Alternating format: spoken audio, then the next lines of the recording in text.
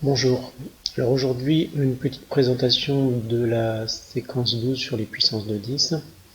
Donc d'abord un petit rappel sur ce que c'est qu'une puissance de 10 avec des exposants positifs. Donc pour rappel, par exemple 10 exposant 3 va être égal à 1000, c'est-à-dire un 1 suivi de 3 zéros, ce qui revient à faire le produit de 3 facteurs identiques. Donc vous avez le rappel de tout ça avec ce que c'est qu'un million, un milliard, je ne vais pas rentrer trop dans le détail.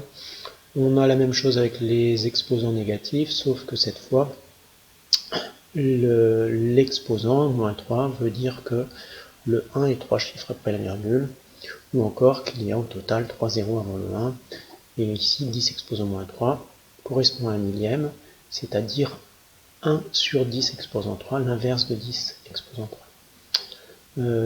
Vous pouvez retrouver aussi ces informations-là sur la première fiche de cours concernant les puissances. On va maintenant s'intéresser aux préfixes. Donc vous avez ici le tableau des préfixes qu'il faut être capable d'utiliser.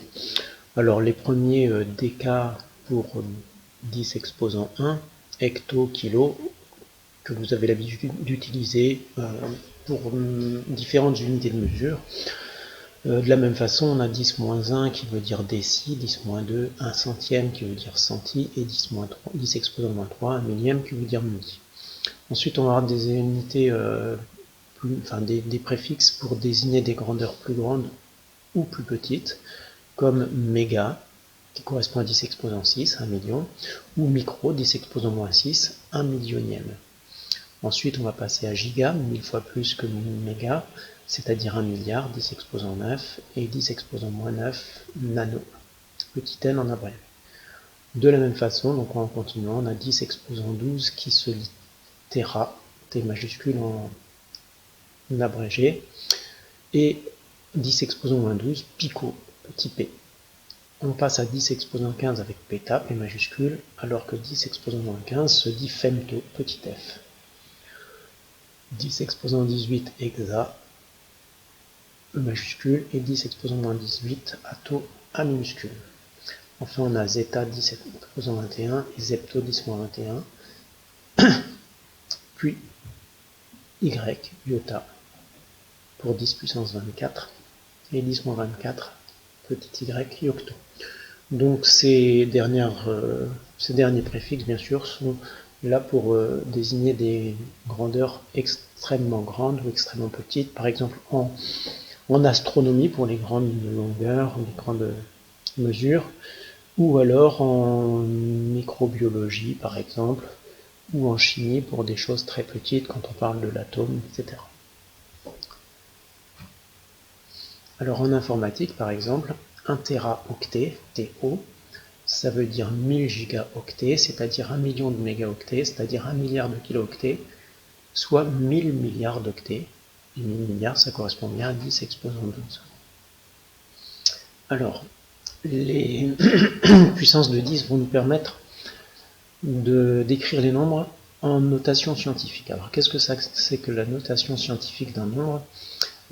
C'est l'écrire sous la forme, alors a fois 10 exposant n, c'est-à-dire un nombre a, entier ou décimal, multiplié par une puissance de 10, mais alors le nombre a, il doit être compris entre 1 et 10. Il peut être égal à 1, il ne peut pas être égal à 10. C'est-à-dire que, en fait, le nombre a, quand on donne l'écriture scientifique, il a un seul chiffre non nul à gauche de la virgule. Par exemple, le nombre a, ça peut être 3,05, ça peut être 7,2, ça peut être 5,43. Mais ça ne pourra pas être 0, quelque chose, ou ça ne pourra pas être 15, quelque chose, parce qu'il ne faut qu'un seul chiffre non nul à gauche de la virgule. Voyons sur l'exemple. Si on demande d'écrire 6520 fois 10 exposant 2 en notation scientifique, on va d'abord remplacer le 6520 par 6,52 fois quelque chose. Alors, bien sûr, 6520 n'est pas égal à 6,52, mais c'est 6,52 fois 1000. Donc, pour remplacer 6520, on a écrit 6,52 fois 10 exposant 3.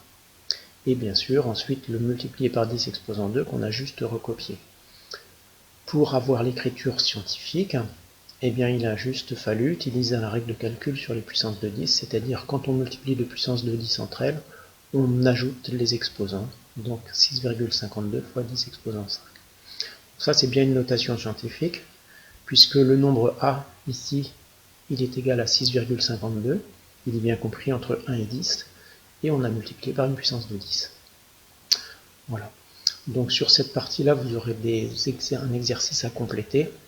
Il est corrigé à la fin de la fiche, alors vous pourrez consulter le corrigé au besoin, mais l'idée c'est de bien comprendre comment on peut arriver de l'écriture d'un nombre à son écriture scientifique, ou le contraire, de l'écriture scientifique, donner son écriture décimale, c'est-à-dire 100 puissance de 10, sous la forme d'un nombre entier ou d'un nombre décimal.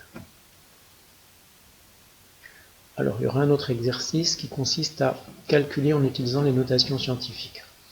Alors pour calculer en utilisant les notations scientifiques, l'idée, là encore vous aurez le corrigé à la fin, l'idée c'est de regrouper, puisque ce ne sont que des multiplications, c'est de regrouper dans les multiplications les nombres qui ne sont pas des puissances de 10 et regrouper les puissances de 10.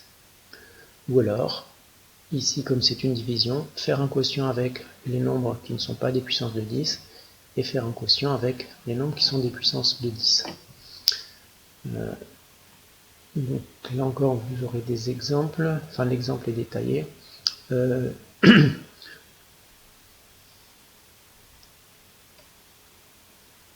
point suivant parle d'ordre de grandeur d'une puissance d'un nombre avec une puissance de 10. Donc l'ordre de grandeur, c'est en fait la puissance de 10 la plus proche. Par exemple, le nombre A, eh bien, il est de l'ordre de 10 exposant moins 5. C'est-à-dire qu'on ne tient pas trop compte du 3,75, ça on le remplace par 1 en fait. Alors on peut être plus précis en disant 3,75 c'est plus proche de 4 que de 1, donc dans ce cas-là on peut être plus précis en disant c'est de l'ordre de 4 fois 10 exposant moins 5, c'est-à-dire 4 100 millièmes. Ça peut servir aussi à encadrer par 2 puissances de 10, par exemple ce 3,75 fois 10 exposant moins 5, il est compris entre 1 100 millième et 1 10 millième. Tout comme le nombre B, 5248, il est compris entre 1000, 10 exposant 3, et 10 000, 10 exposant 4. Donc l'écriture scientifique préalable permet ensuite de plus facilement trouver cet encadrement à l'aide de 2 puissances de 10. Donc vous aurez un exercice qui portera là-dessus. Et ensuite vous aurez la correction des exercices.